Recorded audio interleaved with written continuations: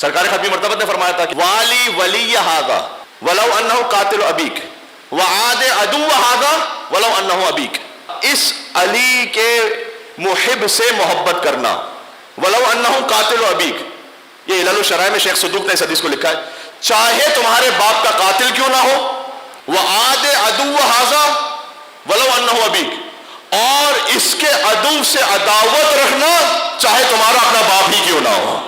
محبت کا معیار علی ابن ابی طالب ہے۔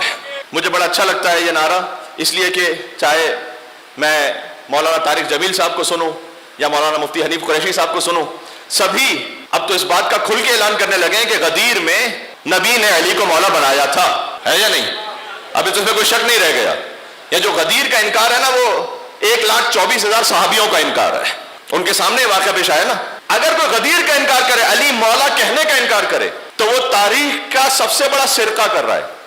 سرقہ یہ عربی والا، اردو والا نہیں، یعنی چوری۔ اور مجھے نہیں پتا اس چوری پر کون کون سے اعضا کاٹے جائیں گے۔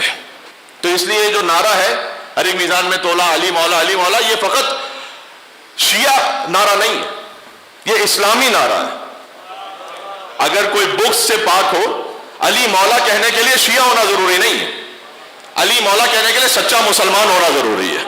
اگر کہہ سکوں تو جب غدیر میں آفیشیل اناؤنسمنٹ ہوا تو غدیر چوک پر منظر عجیب تھا، بانی محفل تھا لا الہ الا اللہ۔ بات پہنچ رہی ہے، بات ضائع نہ کیجیے گا۔ بانی محفل تھا لا الہ الا اللہ۔ اللہ نے کہا ایھا رسول بلغ ما انزل الیک من ربک وان لم تفعل فما بلغت رسالتہ واللہ یعصمک من الناس۔